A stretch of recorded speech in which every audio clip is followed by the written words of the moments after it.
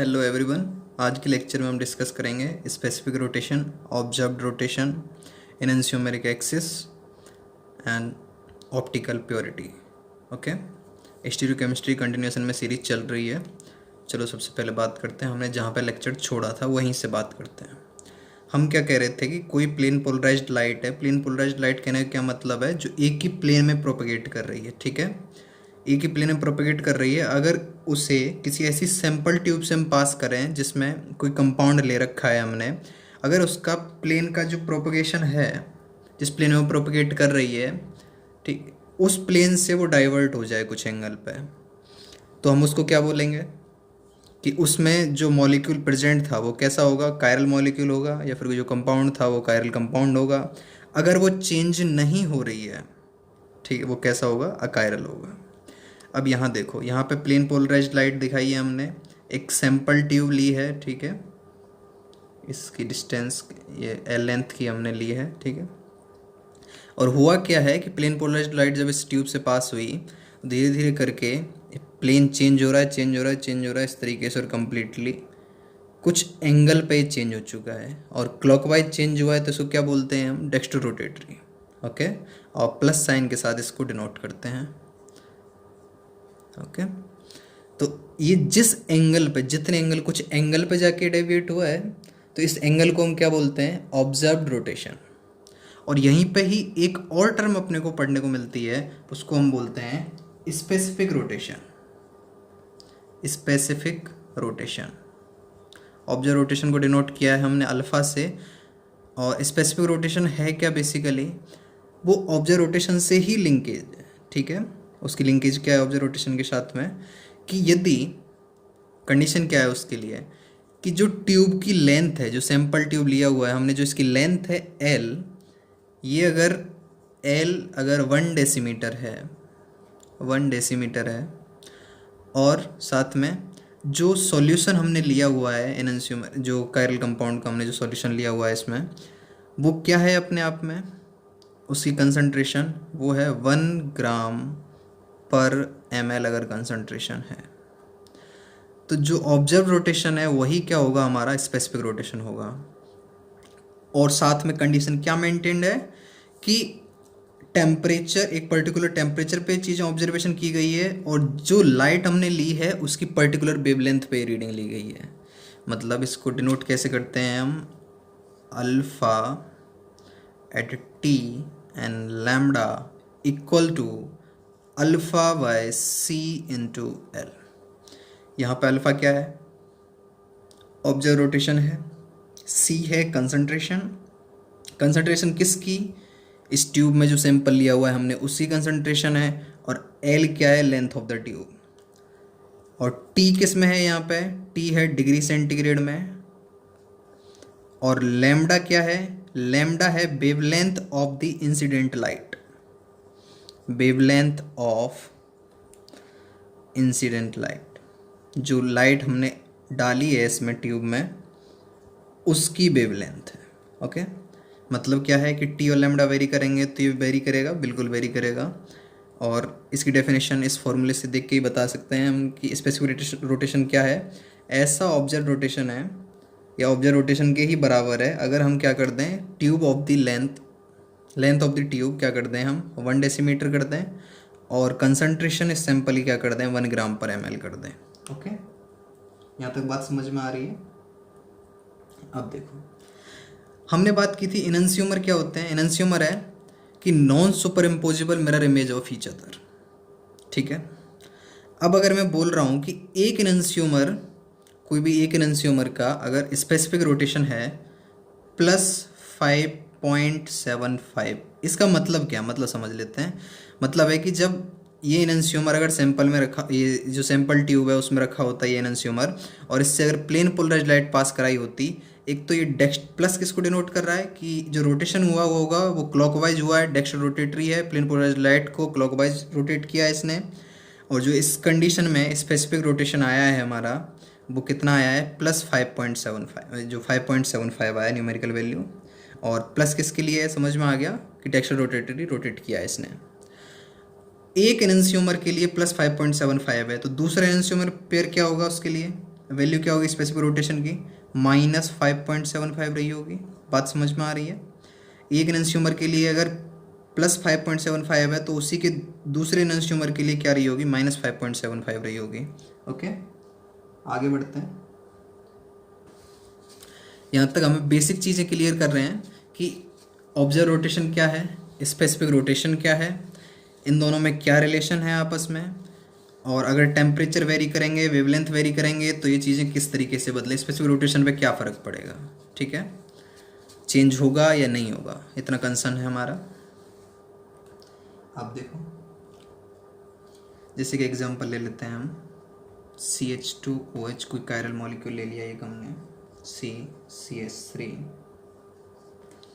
CH2CH3 और यहाँ पे H।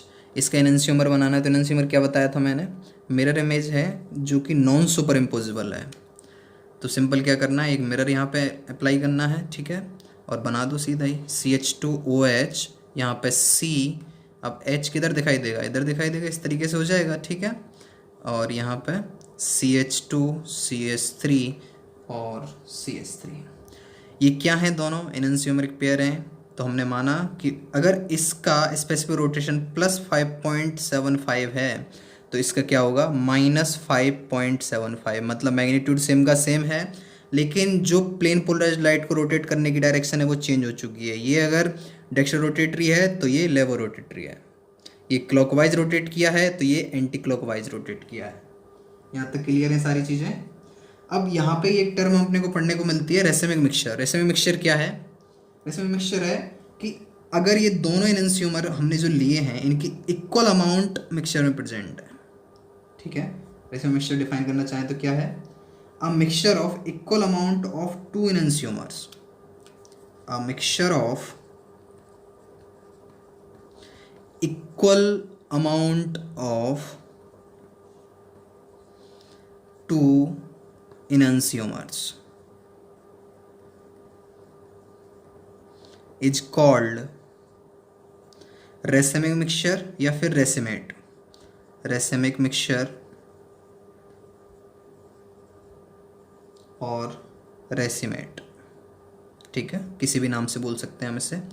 अब देखो, ये जो रेसेमिक मिक्सचर है ये ऑप्टिकली क्या है, इनएक्टिव है। मैंने ऐसा क्यों बोला, मैंने ऐसा इसलिए बोला कि, और इसको डिनोट किससे करते हैं वो भी लिख लेते हैं, प्लस माइनस से डिनोट कर रहे हैं, ठीक है। हमने क्या बोला है कि दो एनेंशियोमर हैं आपस में, ठीक है, एक कायरल कंपाउंड है, उसकी मिरर इमेज है जो कि उस पर नॉन सुपर इम्पोजिबल है, तो एक पेयर बन चुका है पूरा एनेंशियोमर्स का।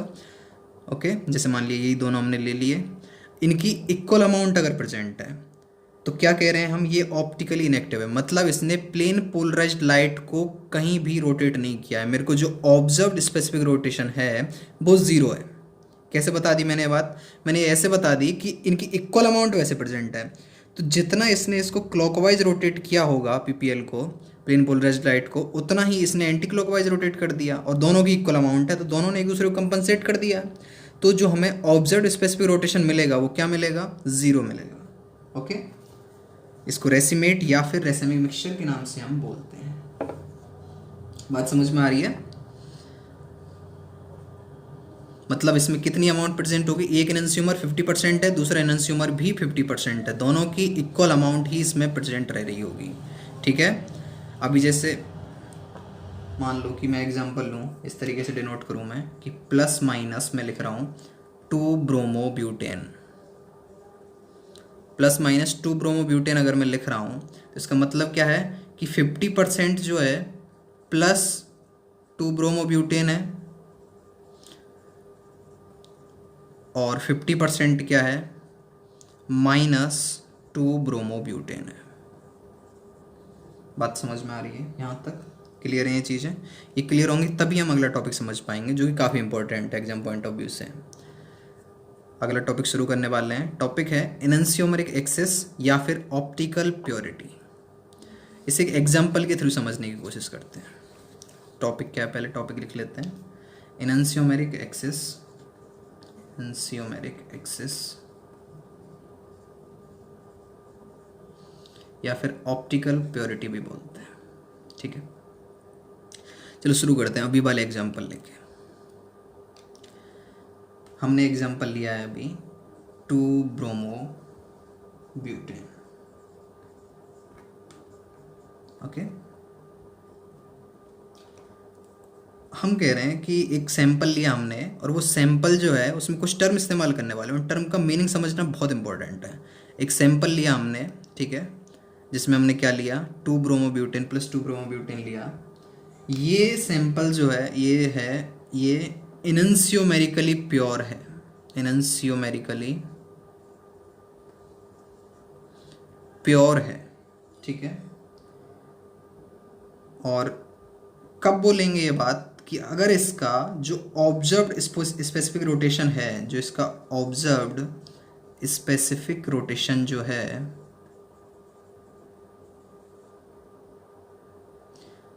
ये है +23.1। मैं क्या कह रहा हूँ, एक सैंपल है उसको हम बोल रहे हैं इनन्सियोमेरिकली प्योर। उसका मतलब क्या है, कब बोलेंगे उसको इनन्सियोमेरिकली प्योर, जब उसमें जो ऑब्जर्व्ड स्पेसिफिक रोटेशन है वो +23.1 है। एक एग्जाम्पल लिया, जनरल एग्जाम्पल लिया, अभी समझेंगे, चीज़ें क्लियर होंगी। +23.1 है, ठीक है। और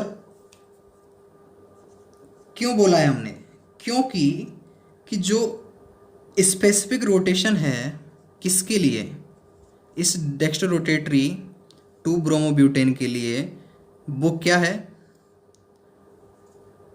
+2 ब्रोमोब्यूटेन का, उसकी वैल्यू भी +23.1 है। यहाँ से बात क्या समझ में आई है, हम कह रहे हैं कि भाई ये इनन्सियोमेरिकली प्योर है, मतलब सिर्फ और सिर्फ मिक्सचर में सिर्फ यही प्रेजेंट है। इसका ये कब कह पा रहे हैं हम इस बात को, हम तब कह पा रहे हैं जब यहाँ पे स्पेसिफिक रोटेशन जो है, जब यहाँ पे स्पेसिफिक रोटेशन है +23.1, और वही हमें ऑब्जर्व हुआ है। इसका मतलब क्या है, सैंपल में सिर्फ और सिर्फ एक ही प्रेजेंट रहा होगा। यहाँ तक चीज़ें क्लियर हैं। अगर हमें जो ऑब्जर्व्ड स्पेसिफिक रोटेशन है, अगर ऑब्जर्व्ड स्पेसिफिक रोटेशन जो है वो है 0, इसका मतलब क्या है, इसका मतलब है कि जो सैंपल रहा होगा वो रेसिमी मिक्सचर रहा होगा। बात समझ में आ रही है यहाँ तक। लेकिन अगर ऑब्जर्व्ड स्पेसिफिक रोटेशन जो है वो 0 से लेके और 23 + 23.1 के बीच में है, इसका मतलब क्या है, इसका साफ मतलब है कि सॉल्यूशन में क्या हो रहा होगा कि 2 इनन्सियोमर प्रेजेंट है, हमारे 2 इनन्सियोमर प्रेजेंट होंगे, लेकिन जो डोमिनेंट होगा, जो डोमिनेंट कर रहा होगा वो कौन सा होगा, प्लस वाला डोमिनेंट कर रहा होगा। यहाँ तक बात समझ में आ रही है, प्लस वाला डोमिनेंट कर रहा होगा। अब कितना डोमिनेंट कर रहा होगा प्लस वाला, कितनी वैल्यू होगी उसकी, उसके लिए जो टर्म डिफाइन की जाती है वो होती है इनन्सियोमेरिक एक्सिस। मतलब सॉल्यूशन में 2 इनन्सियोमर अगर प्रेजेंट हैं तो एक दूसरे के कंपेरेटिवली कितना एक्सिस में है। समझ में आ रही है कि प्लस और -2 अगर प्रेजेंट हैं तो प्लस कितना है, माइनस कितना है, वो सब चीज़ें हैं, ये सब वो बताता है हमारा इनन्सियोमेरिक एक्सिस या फिर ऑप्टिकल प्योरिटी।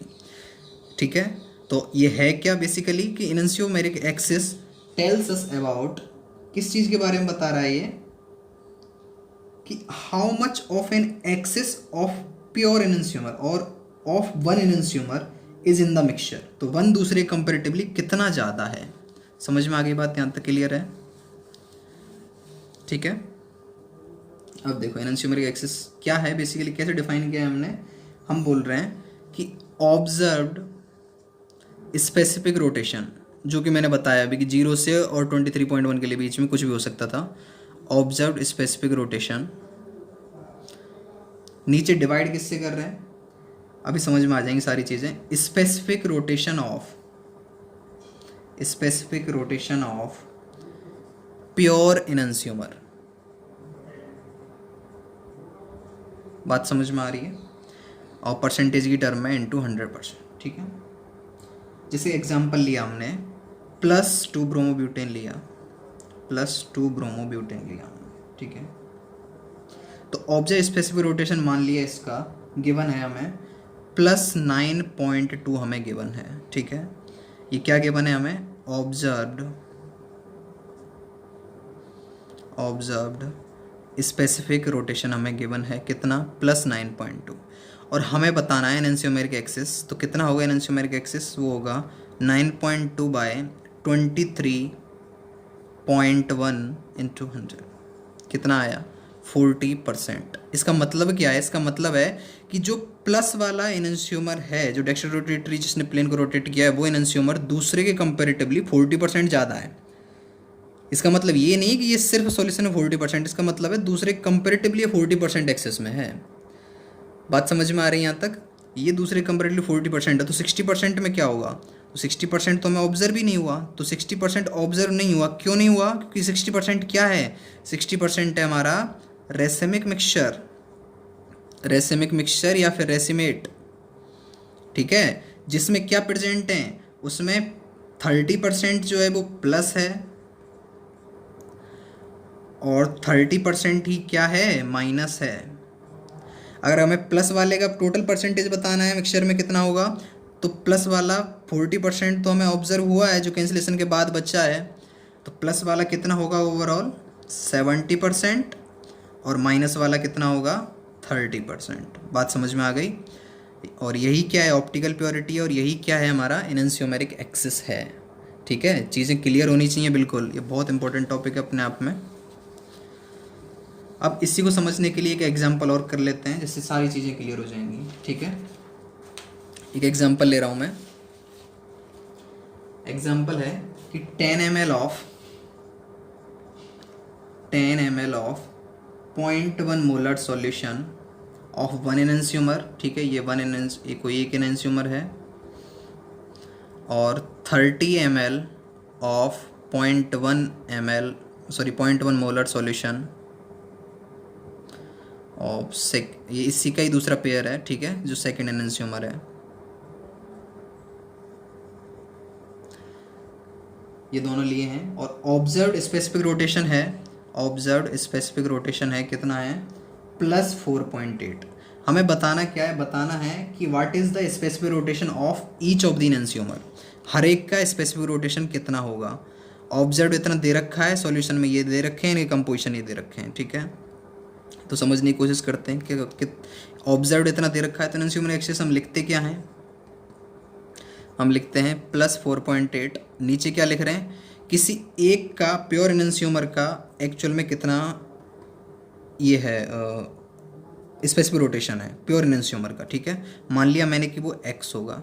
ये किसके बराबर है? किसके बराबर निकल के आता है?